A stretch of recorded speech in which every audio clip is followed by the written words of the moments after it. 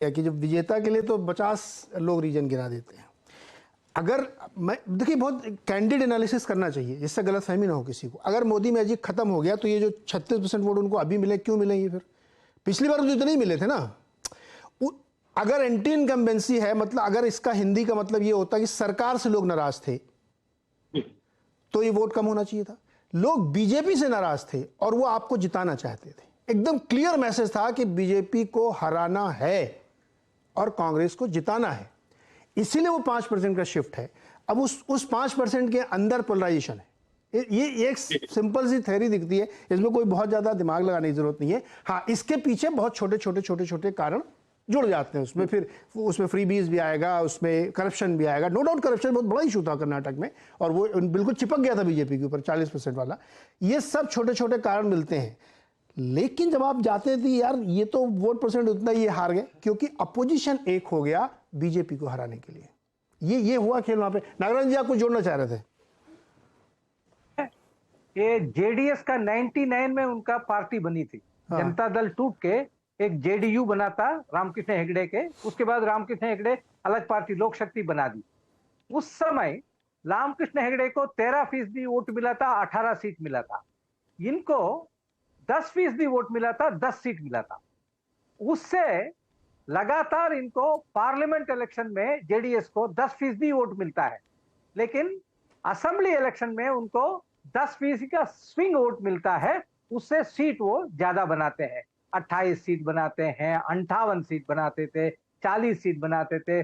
पिछली बार 37 सीट बनाया था उन्होंने। इस बार क्या है, लग रहा है जनता उब चुके हैं जेडीएस के, क्योंकि वो बार्गेनिंग कर रहे हैं, कुछ ब्लैकमेल कर रहे हैं, मुझे ये पद देना है, मुझे चीफ मिनिस्टर देना है 20 सीट के साथ। ये सब छोड़ो, बाइपोलर बनवा दें यहाँ करके, क्योंकि उनका 18 से वो 13 आ गया। वो कल जाके 10 में सिमट जाएगा या 8 में सिमट जाएगा उनका। और हमेशा उनका ओल्ड मैसूर रीजन में से ही उनको पिछली बार भी 37 सीट से 30 सीट वहीं से मिला। नागराजन साहब ये बहुत सही आपका है और ये चीज मुझे लगता है कि गुरु प्रकाश जी से पूछनी चाहिए, ये बड़ा इंपॉर्टेंट है। जेडीएस जिसे किंग मेकर आप कह रहे थे, वो किंग मेकर की भूमिका में देखा जाए तो अभी भी है। कैसे है मैं बताता हूं। पुराना मैसूरू जो साउथ कर्नाटक का पूरा रीजन है, वहां पर हमने देखा कि, और ये जवाब मैं आपसे चाहूंगा गुरु प्रकाश जी, कि सबसे ज्यादा जो आपकी ताकत लगी, चाहे प्रधानमंत्री जी की रैलियां हो, चाहे वो फिर अमित शाह जी पहुंचे या आपके दूसरे प्रचारक, स्टार प्रचारक पहुंचे, आपका साउथ मैसूरू पे खासतौर पे जो जेडीएस के इलाके हैं वहां पर बहुत फोकस रहा, राइट? अब वहां का जो वोकालिगा वोट है, आप शायद उधर मुस्लिम वोट भी है, वोकालिगा भी है, लेकिन आपको तो उसका फायदा नहीं मिला। उससे जेडीएस का नुकसान जरूर हुआ, लेकिन जो जेडीएस के नुकसान के बदले में किसी का फायदा होना था वो आपका ना होकर कांग्रेस का हो गया। और वहीं से ये पूरा परिवर्तन, ये शिफ्ट आ रहा। देखिए सीटें, देखिए कांग्रेस को 41 सीटें मिली है उस रीजन में, आपके खाते में आई है 5, और जेडीएस का तो जो ऑलमोस्ट पूरा का पूरा वो वहां से क्लीन कर लेते थे, उनको सिर्फ 16 रह गई। नहीं, देखिए निश्चित रूप से, और चुनाव दर चुनाव बिपिन जी हम देखेंगे तो पाएंगे कि हम कुछ चीजों को एस्टैब्लिश्ड रियलिटी मानते थे। हम जैसे कि अगर आप उत्तर प्रदेश का उदाहरण लीजिए तो लोग कहते थे एक समय पे कि भाई यादव जाति का वोट है इस पार्टी को जाएगा, दलित समाज का वोट है इस पार्टी को जाएगा। तो हर चुनाव दर चुनाव आप देखेंगे कि राजनीति में व्याकरण बदल रहा है।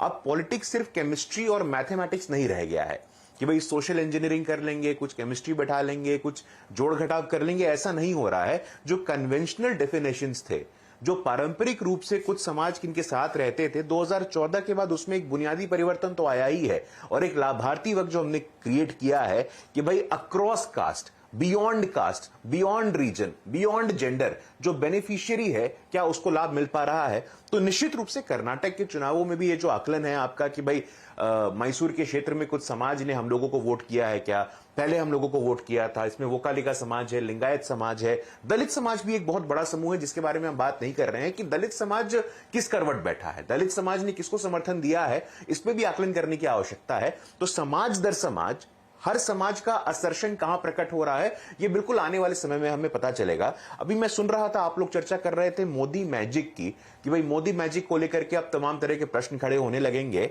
आपको पता है उत्तर प्रदेश में नगर पालिका का चुनाव हुआ था, 17 में से 16 जगह 99% का स्ट्राइक रेट है। 99% के स्ट्राइक रेट के साथ नगर पालिका के चुनाव में भारतीय जनता पार्टी के मेयर बने हैं। मुझे लगता है कि इससे कर्नाटक में कांग्रेस की जीत कहीं कम हो जाती है, मेरा यह अंदेशा नहीं है, लेकिन इसको भी कहीं ना कहीं नोटिस लेने की आवश्यकता है। और बार बार इस प्रकार से राजनीति के व्याकरण को समझना मुझे लगता है कि हमें करना पड़ेगा। और जैसा कि मैंने कहा आपको कि area by area, caste by caste, community by community, seat by seat, ये आकलन होगा। और इस आकलन के बाद मुझे लगता है जो हमें एक्शनेबल करना है, आने वाले समय में पॉलिटिक्स को वहां पे किस प्रकार से अप्रोच करना है, कैसी लीडरशिप को कल्टीवेट करना है, क्या क्या मुद्दे रहने वाले हैं, इस पे आने वाले समय में निश्चित रूप से एक गहन आत्ममंथन के बाद आगे की दिशा तय होगी। विपिन जी, अच्छा, इस बीच प्रधानमंत्री मोदी जी का ट्वीट है, उन्होंने बधाई दी है कांग्रेस को इनकी शानदार जीत पर, और ये उम्मीद जताई कि वो जनता की उम्मीदों पे खरा उतरेंगे। तो ये बढ़िया, ये अच्छी बात। अच्छा नागराजन जी, थोड़ा सा इसको आप चर्चा को आगे बढ़ाते हैं। आगे जाते हुए क्या इस नतीजों का मैसेजिंग क्या है दोनों पार्टी के लिए, कांग्रेस के लिए भी और बीजेपी के लिए भी? कांग्रेस संभल के चलना होगा, बीजेपी से सबक सीखना होगा, क्योंकि आप यदि नॉन परफॉर्मिंग गवर्नमेंट है तो जनता उनको आपको उखाड़ फेंकेगी। और इसको बीच में एक कह देता हूं मैं, पिछले समय में कर्नाटक तो हमेशा ये कांग्रेस का गढ़ रहा है। 77 में, 77 में इंदिरा गांधी वहां रायबरेली में हारने के बाद चिकमगलुर में जाके ही चुनाव लड़ा था, फिर सोनिया गांधी भी बेल्लारी में जाके चुनाव लड़ा था। साउथ में क्या है, 2014 के समय कांग्रेस के पास 320 एमएलए सीट थी। वो एमएलए सीट 2019 तक आते आते 171 हो गया, लगभग आधा हो गया। अभी इस बार यहां अच्छा परफॉर्मेंस करने के बाद उनको पहुंच गया, कम से कम 200 तक पहुंच गया उनको, क्योंकि वहां आंध्र प्रदेश में कुछ नहीं है, तेलंगाना में कुछ सीटें हैं उनको, वही है। साउथ में 2 जगह उनका जगह है, केरल और कर्नाटका। तमिलनाडु में तो वो अलायंस के साथ जाएंगे, पांडिचेरी में उनका सरकार नहीं। तेलंगाना में अभी आंध्र प्रदेश में दोबारा आने का बहुत मुश्किल है वहां। तेलंगाना में दूसरी नंबर पर आएंगे क्या, बीजेपी से टक्कर, बीजेपी टीआरएस को टक्कर दे रही है वहां साउथ के हिसाब से। बाकी पूरा क्या है, इसका इंपैक्ट पूरा देश में कितना होगा वो तो कह नहीं सकता हूं, क्योंकि कर्नाटक में ही आप देखें तो पिछले जो डाटा को, पार्लियामेंट इलेक्शन में लगातार 17-18 सीट से 25-26 सीट तक 98 से लेकर 98, 99, 2004 लगातार बीजेपी का ही है। पार्लियामेंट आए तो बीजेपी को ही देते हैं कर्नाटक में। असेंबली में बारी बारी देते हैं, उसमें कुछ हंग असेंबली 3 बार आ गया है, इस बार ये आया है। और इसका जो इम्पैक्ट बाहर बहुत ज्यादा होने का मुझे अंदेशा नहीं है। जी ठीक है, तो यहां पर